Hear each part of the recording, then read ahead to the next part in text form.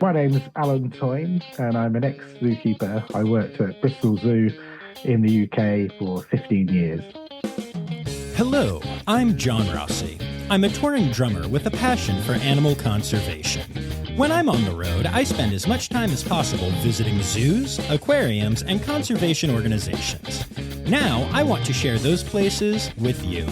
I'll be talking to keepers, vets, conservationists, anyone who can help me in my mission of connecting my people to animals through their people. Join me on my Rossifari. Hi, hello, how are you? Welcome back to the Rossifari podcast. Y'all, I'm really stoked to be sharing this story with you today. So I am bringing you an interview with Alan Toyne, who is a former zookeeper at the Bristol Zoo, but who wrote a book called Gorillas in Our Midst, which is about his experience hand-rearing not one, but two gorillas at the Bristol Zoo. And it's a wonderful book. I read it cover to cover. Well, it was a digital copy, but I read it first tap of page to last tap of page. And I was moved. There was hard stuff in it. There was great stuff in it. It was awesome. It was basically, I mean, if you're listening to this podcast, you want this book. And so Alan and I talk about the book. We talk about the process a little bit, but we also, he gives you a lot of what it was like, especially the first story of hand-rearing a gorilla. So you're going to get a pretty cool look at a very unique experience. And I'm really excited to share it with y'all. But before I do, I want to remind y'all to hit subscribe so you don't miss any episodes of the podcast. Follow along on the socials at Rossifari, on TikTok at Rossifari Pod. And don't forget that you can support the podcast for as little as $3 a month by going to patreon.com/Rossifari. So with all of that said, it is time to get to it.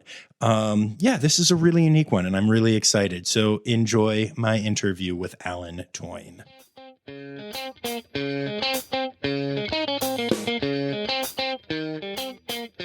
Yeah, and what is it that brings you to the podcast today?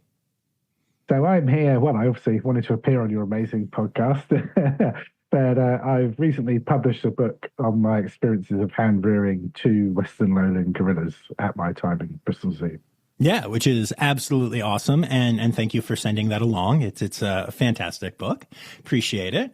And so I guess right off the bat, normally I do a whole, tell me your history thing, but we'll get to that. But what I really want to know, because I got to tell you, I deal with the PR teams at zoos every day, all the time, always. And I'm so curious what it was like for you to write this book. And I'm sure you had to get approval from people and all that stuff. And I'm curious what that experience was like for you. Yeah, there was I'd left the zoo by the time I wrote the book. So Bristol Zoo closed down and I took voluntary redundancy there. So in a way, I could naively assumed I could write whatever I liked. But my publishers were pretty clear that wasn't the case. I didn't write anything bad, but there was a couple of chapters in there that they were like, absolutely not. The zoo will never go for this. One of those was a story about an escape drill. So it was, an animal escape drill. It wasn't an actual escape. Right.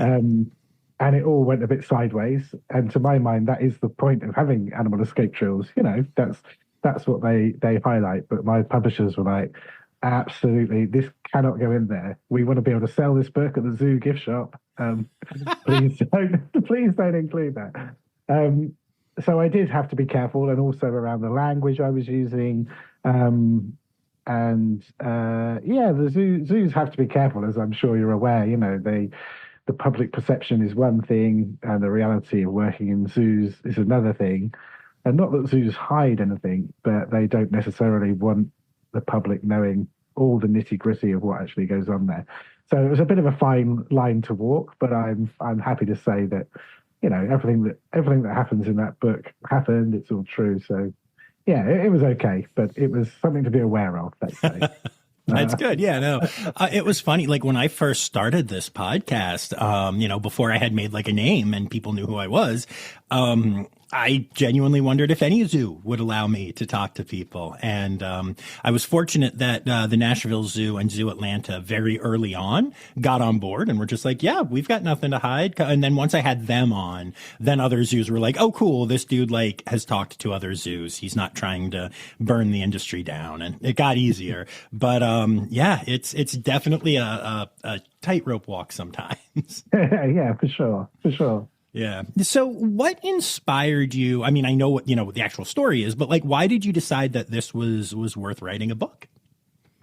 It was one of those experiences that at the time, because you were, you were right in it, and you were quite tired, of course, you were bottle feeding a gorilla overnight and all the rest of it.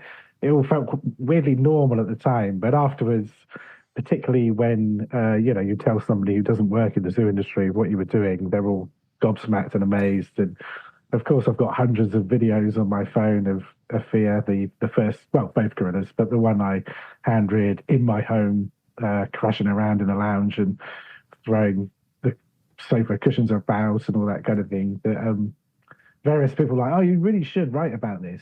But it wasn't really until I left the zoo and actually had the time to sort of sit down and think, yeah, I am going to write about this.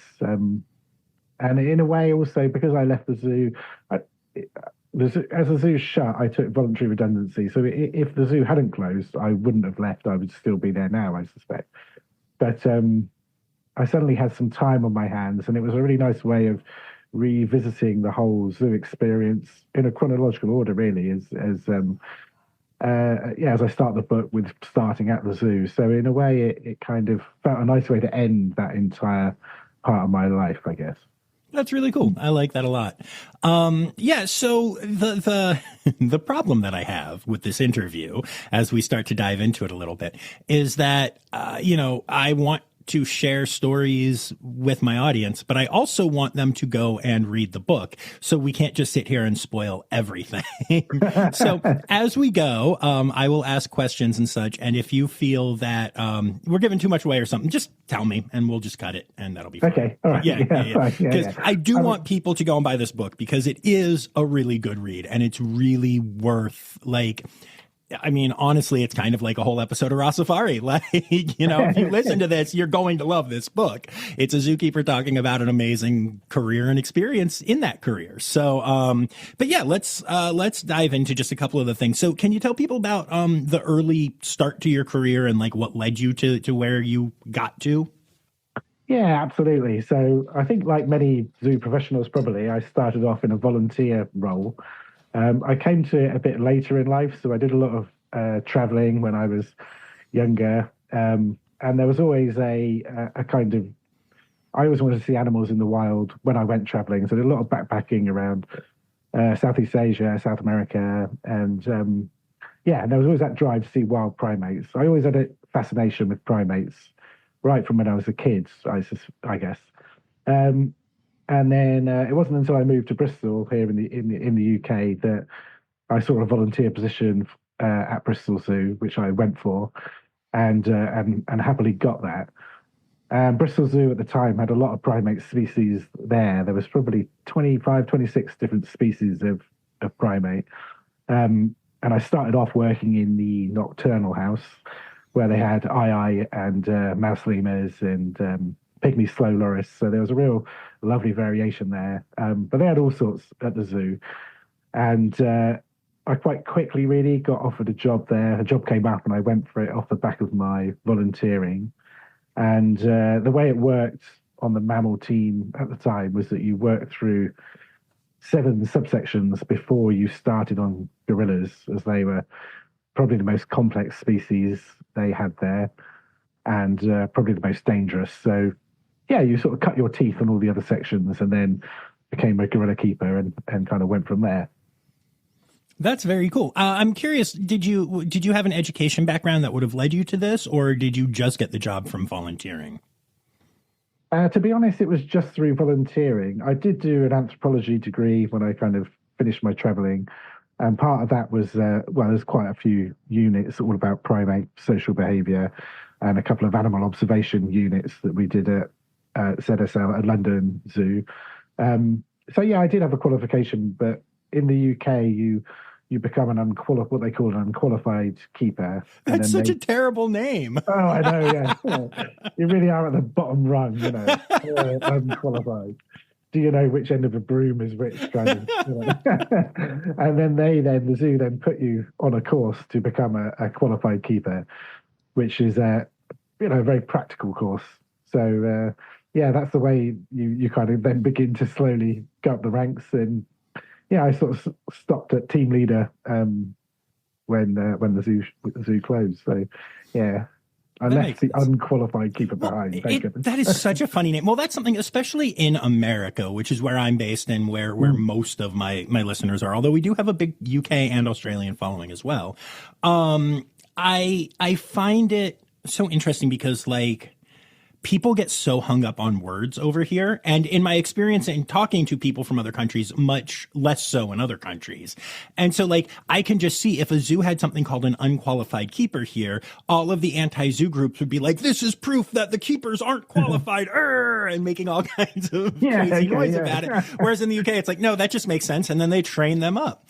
It's unless you're very lucky, in the US, you need a biology degree or something similar to even be considered for what would be called an unqualified keeper role. And then you can start. And it's very tricky, very high bar of entry for a lot of people. Yeah, interesting. Yeah, I like how it's done over there and in Australia and stuff, where you can get in and learn.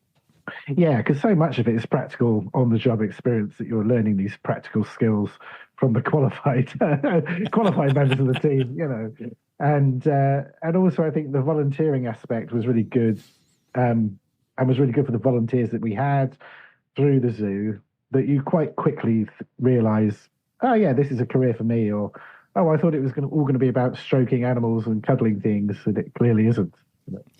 Yes, I volunteer at Aquarium of Niagara up in Niagara Falls, New York, and there's a whole lot of pulling squid apart and playing fish, and I love it. It's great, but it's stuff that you're right. You're not just petting a sea turtle or whatever people think you get to do. So, what was it about primates in particular that you think drew you in? I think the clear sort of similarities between us as species, I guess, was the main thing. When I was very young, just sort of seeing them, seeing their hands, how dexterous they were, the way they moved, I guess. But also, then as I got older, classic David Attenborough scene with the mountain gorillas, and then traveling and seeing primates in the wild, all of it, just that really added up. I mean, I've worked with lots of other species at Bristol Zoo, and I've got plenty of favourites, but primates are always a thing that really floated my boat, I think. And then doing the anthropology degree, a lot of that really reflected primate social behaviour. So again, that really interested me. Yeah, no, that makes sense. I think one of the funniest things is I love asking people why they like what they like on this podcast. And primate people always say it's because of the similarities to humans. And the people who say that they like primates the least or don't like primates or even in some cases are scared of primates always say it's because of the similarities to humans. It's the same answer, but sometimes it makes you love them, sometimes it makes you hate them. I just always find that amusing. Yeah, I never thought of that. So let's talk about what the focus of this book is a little bit, which is the experience of raising gorillas. So what is the story? How did that happen? So to go back a bit, and I don't think this will spoil the book for anyone. The book really follows a gorilla called Kira's journey from a little 4-year-old, as she was when I first started at the zoo, to an adult gorilla. And Kira was hand reared. So Kira's now 22 years old. So she was hand reared back in the day, as it were. And back then in Europe, you would send your gorillas that needed hand rearing. They'd all go off to what's, for want of a better phrase, like a gorilla orphanage type facility in Germany. And the idea there was that baby gorillas would hang out together. They'd have each other for company, so they wouldn't imprint on their human keepers. The downside to that was that when they got to an age where they were too big for that nursery facility and were going to be moved to join an existing gorilla group somewhere. They'd never experienced all those complexities of gorilla adult social behavior. So when Kira came to Bristol Zoo, she really had no clue how to interact with the other animals there.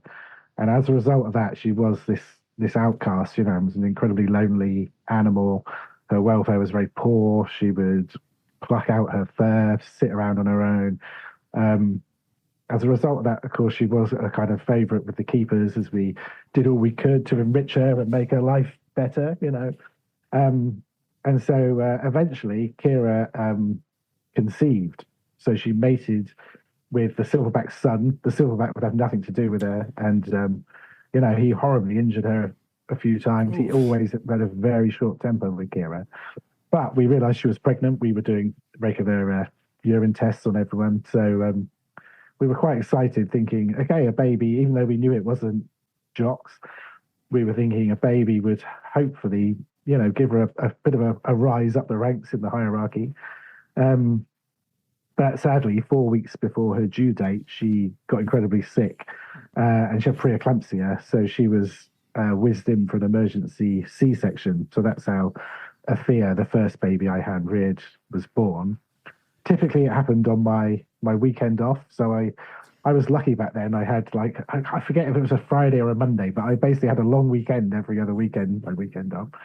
So I came in the morning and and there everyone was, and with this tiny gorilla that they were giving skin to skin contact to. So one of my colleagues was had his shirt off and had this little thing pressed up against him, and it was like, what's happened? And then that was it. So then I stepped into the hand rearing team about 4 weeks after that. So she was 4 weeks premature, and so away we went.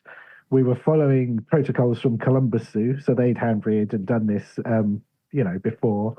But in the UK at the time, this was the first time it had ever been attempted, and in Europe they'd done it a couple of times. They'd done it in Spain a couple of times, I think, with mixed success there. So we had protocols to follow, and a kind of timeline, so we knew how she had to behave at certain points in her development. And the whole thrust of the hand rearing method we were using was to get her back in the group before she was a year old. Ideally, we wanted to get her back with her mum, of course, but as it turned out, Kira was incredibly sick after the C-section, took absolutely ages to recover, and we sort of missed the window of any maternal bond forming with Kira at that point. So we chose another gorilla, Romina, who was a much older female and much higher up in the hierarchy. And we started to train her to become Afia's surrogate mum to go back into the group with. I totally rambled there and forgot what the initial question was. No, it was asking how you got to that situation and you nailed it. Yeah. So yeah, 10 out of 10. That's how I got there. Yeah. I do have, I'm gonna detour for a second because most of the time that I interview people, they're actively at a zoo and need to be extra careful. And so I'm curious for people listening, and keep in mind, my audience is, obviously if you're here, you're a supporter, you understand how zoos work. But I'm curious, you talked about these things with gorilla society and primates, large primates in general, and how they will beat the snot out of each other. They will, I've heard stories, I've had stories on this podcast of penises getting ripped off and just eyes gouged out, like all kinds of crazy stuff. And I'm curious what you think about, how hard is it to let, I believe that we should let them do, those natural things. That is what these animals do. And just because we have them in human care doesn't mean we shouldn't let them. But how hard is that as a keeper to watch that kind of thing and not want to just jump in and save them, even though obviously can't do that? Yeah, it is hard to watch. I mean, with Kira in particular, so Kira and Jock had this really awful relationship for many, many years. And he would attack her relatively frequently in the early days before he kind of, I guess, got more secure in himself really, and he did calm down enormously. But when I first started working with them, they were often real busts up, and you'd see some horrible injuries. That if it was in people, you'd be whizzed off to the emergency department, at the hospital. And the gorillas just kind of shrug it off. I mean, they are really sturdy and tough. But I kind of think, whereas I agree with you that in a way you should be as hands off as you possibly can be in that situation. Like if it was in the wild, the animals could escape, they could move to a different group, they could leave. Whereas, of course, in captivity, they can't actually leave. You know, they can get away from that animal in certain points of the enclosure, but they can't leave. And to me, that was a big difference and why we really had to go the extra mile with Kira to really keep everything as calm as we possibly could. And a lot of the gorilla keeping in those days was managing Jock's mood. And you could kind of see things coming and see them off, but it was quite a nuanced part of the job, really. Yeah, so tricky. And yeah, you really felt for her. You couldn't help but anthropomorphize a bit. And then, of course, with the babies that we had reared, that was a whole other level of emotion that, of course, you had to be professional and not let that impede what you were doing. But it was, bits of it were pretty rough. You know, you couldn't step in, like you say, but you felt if you could, you would, but of course you couldn't and shouldn't. So it was one of those, yeah. I think it would be super, like, if I were ever to get into keeping, I think it would be the hardest thing in the world to be a primate keeper. Because, especially great apes. Because, yeah, I love it. I respect it. But yeah, I've seen some of those injuries. I've seen some of the fights, and like, I don't know. It takes a special kind of person, I think, to be able to be like, I know this is what they do. I know that. And like you said, they shrug it off, you know. I've had vets on here talking about helping those animals and like the stuff they've seen. Like I said, like an eye, it's fully out, put back in, it could still see, it was fine. Or like literally the penis, like the skin was ripped completely off, and they fixed it. Like these guys heal like we do not. But still, that would be tough, I think. Yeah. Yeah. And of course, they'll never take their pain meds, you know. Please take his pain medication. No. That's really funny. So, so tell me more about what, again, we don't want to give too much away, but give some highlights of the raising aspect of what it was like hand rearing them. So as part of the hand rearing team, so there was a team of us, thank God. So it wasn't just me on my own, you know, doing it 24/7. But we would wear like a string vest as part of the hand rearing outfit, and that replicate gorilla fur. So we would never pick the gorillas up. Well, in the very, very beginning, when the gorillas would naturally be kind of hanging on to their mum's wrists, we would support them a bit then. But because we had to make sure that the babies were keeping in line with a baby that was being brought up naturally by its mum, they had to learn everything. So yeah, we had these string vests. So the gorilla, the first thing they would do would be to cling on to us. So whenever we got up and went, the gorilla would hang on to us. And then we had to literally teach them everything: to walk, to climb, to swing, to figure out how ropes worked, how they could swing from one rope to another.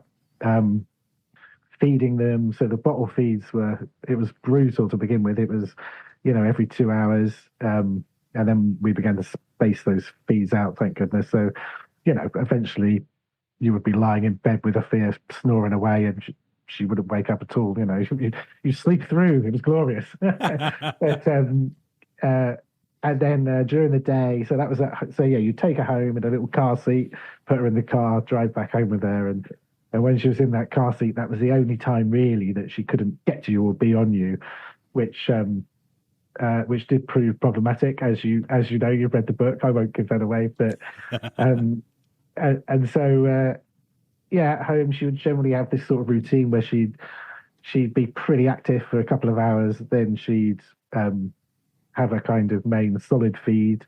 We'd all eat together as the gorillas all eat at the same time, so it's quite important to sort of share meals. So she would sit there at the table with me and my partner Sharon and our two kids, and everyone would sort of sit there eating together, and then she'd kind of crash out after that. So she would sort of sleep, and then during the day we would be in the gorilla house, the gorilla habitat at the zoo, and it was essential that any time any of the gorillas came to sort of see her or show any interest in her, that we would get them to interact through the mesh, smell each other, touch each other.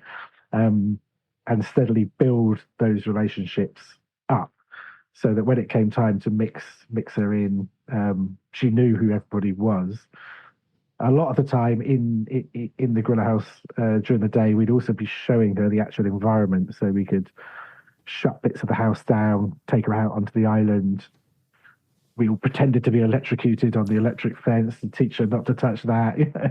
Lots of screams. Amazing.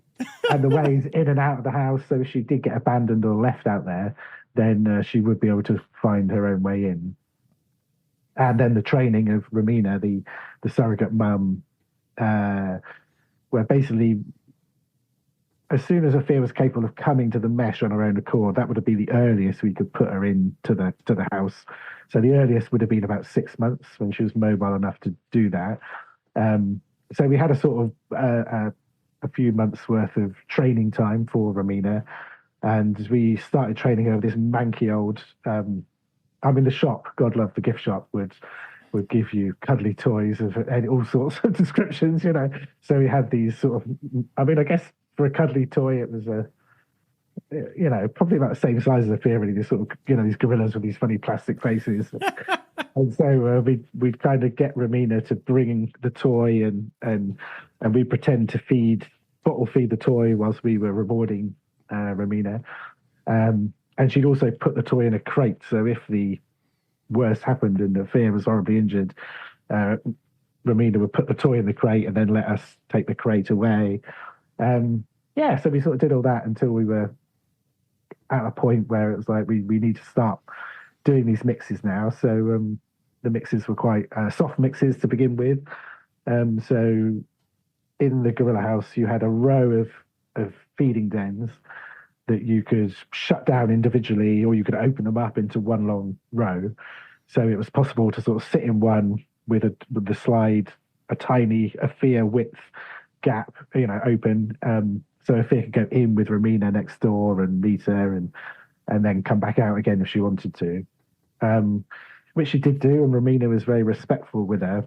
But eventually we kind of realized that Romina kind of thought she was ours, and wasn't going to really pick her up, because she could clearly see that we were picking her up.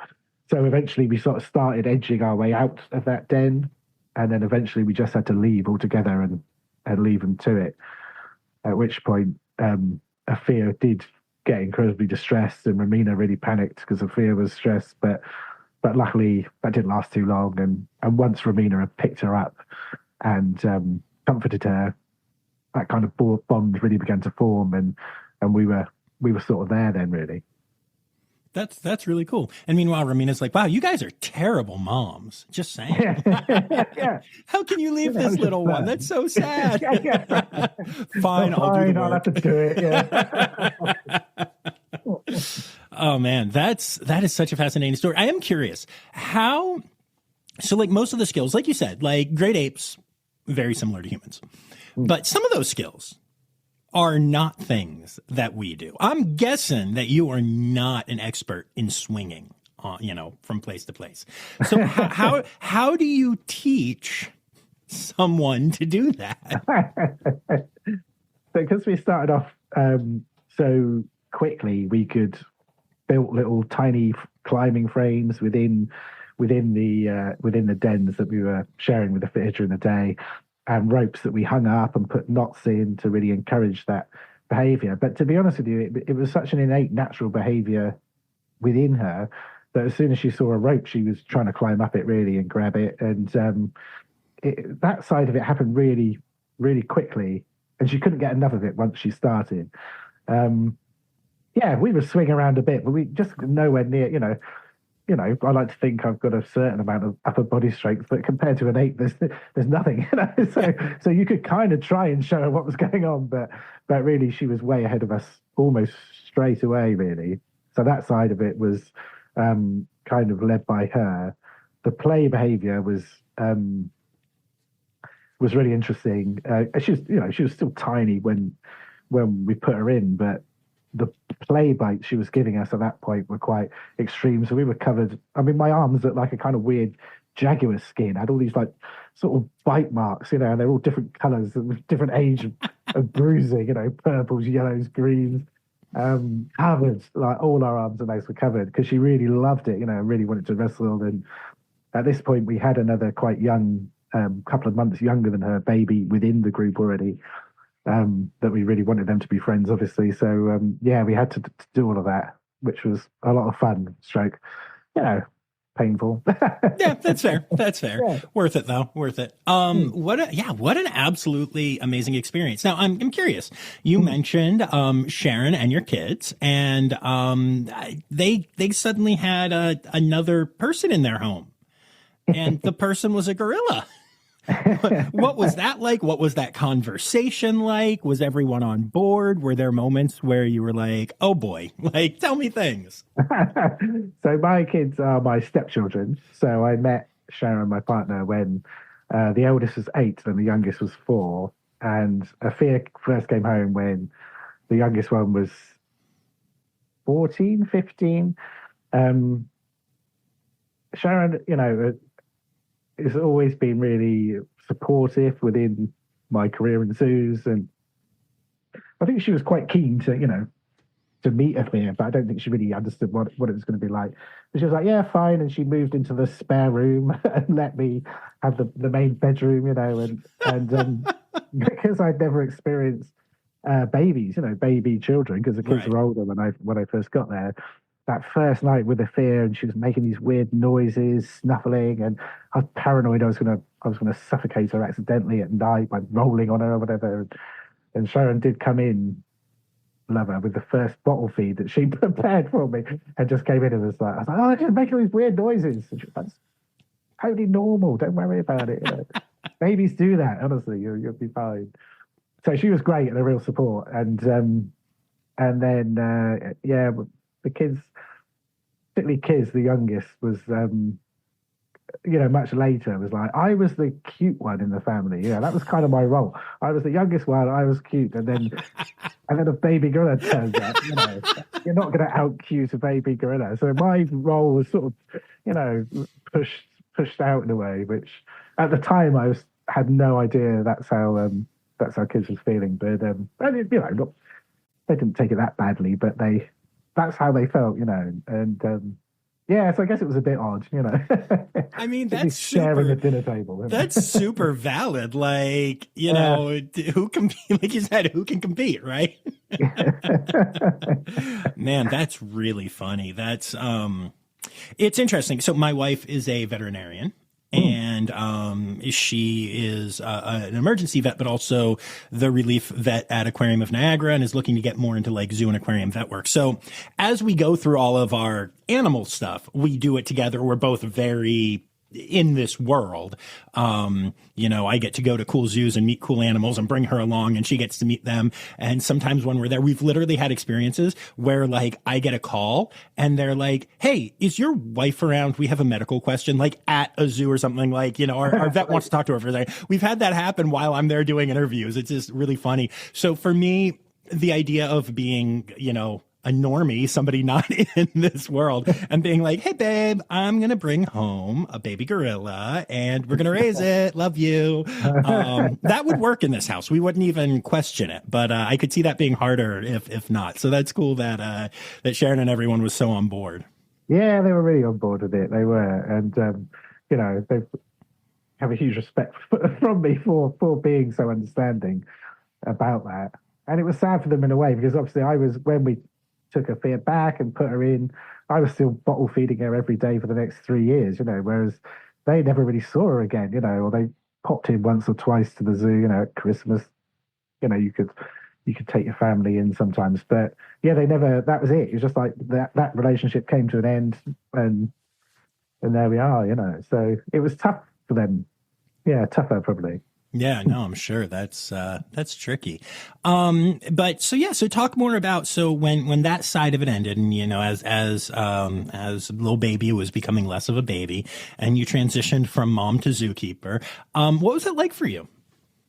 It was, like I say, in a way it was good because I was still interacting with Afia, but on the other side of the mesh. So we had to still bottle feed her. So you were still seeing her every day, but you were doing then everything you possibly could not to reminder of coming home or any of that sort of business. So to be honest with you, the sort of professional zookeeper did take over, and there was this massive sense of achievement that we got her back in the group, and it had worked, and we'd achieved what we set out to do. And also at that point, I then became team leader, I think, or senior keeper or team leader of the small mammal house. So I was kind of maybe only working gorillas once every other week, covering at the weekend sometimes. So in a way, I had other things to focus on away from the gorillas, until we then did it again with the second gorilla, Hassani, later down the line, and repeated. Well, we did it all again. That, of course, was a different set of circumstances. So with Hassani, he was with his natural mum for the first 4 weeks of his life, and she'd stopped feeding him. And she'd already had one baby before that another gorilla had got hold of. And like we were talking about earlier, with these horrible injuries and stuff that you see, one of the other gorillas had actually killed her baby. So there was absolutely no benefit of leaving a starving baby with his mum, Carla. She wasn't going to learn anything that she didn't know already. And we supplement fed him a few times to try and just get him over this little hump. But it was clear that either we're going to have to euthanize him or take him away and hand rear him. And so as we've done it once before, we've naively thought, we can do this, it'll be fine. We were doing it as the pandemic hit, so that changed things enormously. Perfect. Yeah. Perfect timing, right? And the main difference, I guess, was that we could actually stay on site with him rather than bring him home, which we couldn't risk for fear of Sharon. The kids had left home by this point, but Sharon passing on COVID to him and giving it to the gorillas, and we were already paranoid about all of that. So partially that's why we stayed on site, but also in a way it was easier. But doing it as a single parent was much, much harder, and hats off to anybody who is a single parent. I mean, they're doing it 24 hours a day. I was only doing it, in phases, but it was much, much harder to do. Weirdly, I think I went way more gorilla on my own with him than I did with Afia. And really what I mean by that is we just worked off the same sort of clock. So if he slept, I slept. When he was awake, I was kind of awake. I was spending a lot of time going around on all fours, and also we had this flat within the zoo. So you could lay all your stuff out. You didn't care if we weed on the carpet or whatever on the couch, and I was like, well, that's fine. It's a zoo flat. And also we could really, we filled the lounge with built a climbing frame from in there, and you could it was just different having a different house to do it in. But so we did it again, which again is part of the book. Yes. Yes, of course. So yeah. We'll touch on that less because I want people to read this book. And sure. I mean, if you're listening to this and you're not already fascinated by every detail, then what the heck is wrong with you? Because it really is. It's a great read. So I have to tell you, Al, like between you and me, a lot, like as my podcast has gotten bigger, I get a lot of PR people reaching out to me. And a lot of them are PR people for authors with a lot of books out there. And at first I took them all on because I thought that was kind of cool. But as I started being able to be more selective and stuff, it's been a long time since I've brought an author on, just because a lot of books are crap. And I'm a huge reader, but a lot of people write a lot of crap, in my humble opinion. Apologies to all of those people. So I asked for a copy of the book, and it has been a long time since I've had an author on. And as soon as I got my mitts on your book, I was sucked in, like to the point that it was sent, like the digital copy was sent in the initial email saying like, hey, here's this if you want to check it out. And I pulled it up and started flipping through. And normally I do that and then I'll go back to it later and start to look. And I just sat my butt down on the couch and started reading. Like it was instantaneous. And I was like, shoot, I have to go like live my life. That was not my intention. But you have written a really great book, and your passion and the story itself. I mean, what a gift, right? Like, Yeah. what a gift. So to everybody listening, I truly highly recommend. So go ahead. Why don't you go ahead and sell your book? Tell them what it is and where they can find it and all the things. Sure, yeah. So it's I guess to get hold of it in the States, you can go to Waterstones. You might have to order it, or you can go to Amazon UK and you can order it that way. Um, and I think it is a pretty heartwarming read. You know, there are some pretty tough bits in it, so it's a very honest. Well, it's completely true. Everything that happens to the gorillas is completely true. There are two zookeeper characters in there that are composite characters. So they are not my colleagues, which I keep having to point out to people. You know, I can't write about my colleague, I get sued, you know. It's just like, so the two zookeeper characters in there are composite characters, but everything that happens to the animals is absolutely true. And some of the minor characters are real characters, which I had to get their sign off, the vets and all that team to appear in there. Yeah, and it's just a wild ride. I mean, in a way, I was lucky. When I set out to write it, I sort of listed everything that had to happen for the story to make sense. And really, when I had that list, I kind of had the structure for the book in place, really. And then, the writing process, the writing of it took relatively little time, and I was really working through it. The editing process took ages and ages. So it's a very different skill, the editing kind of side of it. But yeah, I would say in short, it's an uplifting read. And I highly recommend everyone gets hold of a copy. And thanks for your glowing review there. Absolutely, yeah, no, absolutely. I'm curious. So I write a lot. I'm not an author, but I write shows that I then produce around the country. Scripts and stuff like that. And I write scripts for some of my episodes and stuff, depending on what direction I'm going in and everything. And I have a thing. My process is that I start writing. And then I go through a phase where I hate everything I've written for about a day, and I just need to put it down. If I don't put it down, I'm just going to sit there and annoyingly peck at it all day. But if I just put it down for a day or two and then go back to it, everything's fine again. And I'm wondering if you went through anything like that, or if it was just very easy for you. What I ended up doing, I mean, I was quite lucky in a way. Some friends of ours went off to Costa Rica with their kids for 3 weeks, and they asked us if me and Sharon if we could house sit for them.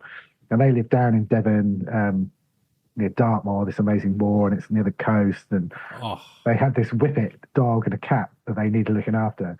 So I was sort of going down there. I was I get up first thing in the morning, and the whippet was not keen on going for a walk, I must admit. So you had to it's more of taking it for a drag, basically. So I would take the dog for a drag and then come back in, and then I would edit what I'd written the day before, and then we would go out then for a decent walk and talk a bit about my partner. Sharon's a writer also, so we would talk a bit about what we were going to work on in the afternoon, and then we would come back in and write some new stuff, and that would repeat for this whole 3 weeks. And so I think in that 3 weeks I probably wrote over half the book in that time frame. And I kind of kept that going when I got back. There was no whippet to drag around the place, but I still sort of kept that structure going, because I think, like you say, you write something and it is good to leave it and then go back to it and figure out what you're really trying to say, and you might be being too subtle about something or not subtle enough. So, but I always find, particularly with writing a book, to have a plan and a structure is very, very useful, and you're knowing what you're aiming for in each particular chapter. So that was my process, and I do really enjoy that process, and I quite enjoy the editing process when I get into it. But it's much more of a skilled thing to do. I think particularly editing your own work is tricky. It really is. When I started, I was in love with every word I ever wrote, except for when I go through my phase when I hate everything I wrote. It's very hard. The first time I wrote a show and opened it up to some other eyes, people had opinions that not every word I had written was perfect. And that seemed really wrong to me. And I'm not like a super egotistical guy, but I was really proud that I had put this thing together. And then, it took me a minute to be like, oh, wait, no, this is good. So there was definitely a learning curve for me. Yeah. Well, I think that's the thing. If you're open to learning it, then, you're going to get better at something, aren't you? And we all know what makes a good story, stories we enjoy. So I think it's, in a way, yeah. Absolutely. So, my last question before we get to our last two is just going to be, so you're no longer at the zoo and life happens and things move on.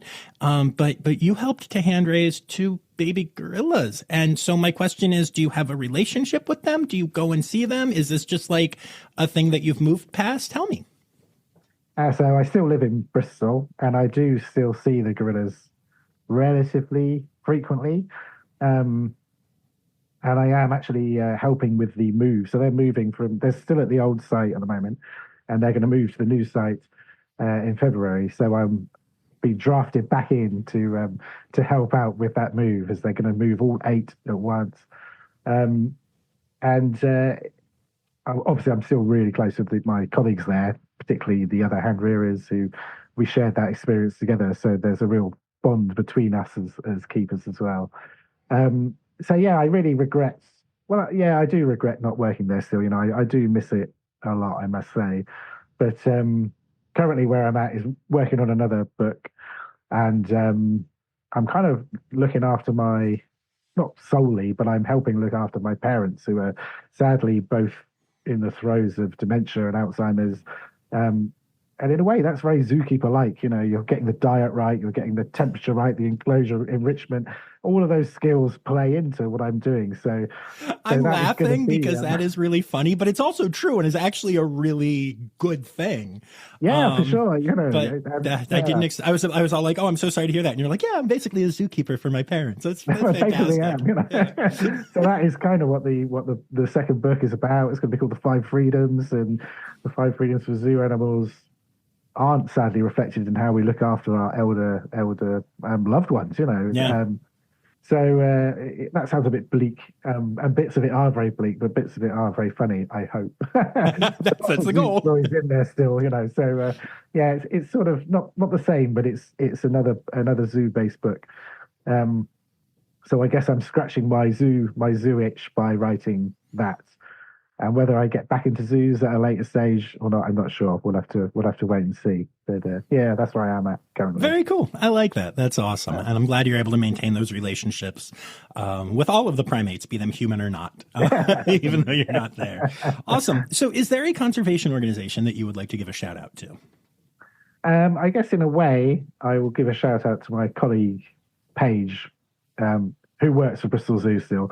And she has taken on the mantle of this project we had in Madagascar, which I was part of when I worked there. It's in the Salamalaza, which I know I've horribly mauled and mispronounced, National Park, which is in Madagascar. And it's the last habitat of the blue-eyed black lemur. So they are so beautiful. They're amazing animals. And we got to... I kind of built a coalition of... sounds slightly big-headed to say that, but I did really build this coalition of architects and engineers through more luck than anything else, who rebuilt this research camp in the national park. And it's taken years and years to get there, but it's now up and running. So I'd like to shout out that project. It's a really great project. And the blue-eyed black lemurs are such an amazing species to have in everyone's minds. So that would be that, I think. Very cool. And then it is time. It's time now, don't you know? We've come to the end of the show, but there's one tale left to go. You're gonna laugh and say, oh no. It's time for the Rossifari poop story. I could probably give you 10 stories, but I think it's often the question that non-keepers will ask you, what is the worst poo you ever come across? And to me, it was always, we had these North American river otters at the zoo. And one of the jobs, they had 2 pools in their enclosure. And one was this sort of stagnant, disgusting, sort of oh, I mean, it had a sort of waterfall that went into it, but it was hideous. And then they had the kind of other pool that was attached to the lake, and they loved this manky pool. And so ever so often you'd, of course, have to empty it, and you start off trying to use a pump, which would always clog because it was all full of half decomposed. We used to call them mouse trousers because you'd find these half chewed, the tail and the back legs and the baggy, empty corpse, mixed up in this thick, tar-like stinking poo that. Even if you got coming from a zookeeper as well, you're pretty good at dealing with repulsive smells. But that otter poo was like enough to turn your stomach almost, just the sight of it, let alone the smell of it. So I guess that was my worst poo that I came across. And I've dealt with some horrible poo, don't get me wrong, but that was definitely the worst. Smell, that's fantastic. And full of mouse trousers. Mouse trousers. I love that so much. Awesome. This has been such a joy. Thank you so much for taking the time. My pleasure. And thanks so much for having me on. It's been really good. Yeah. Thanks, John. Yeah.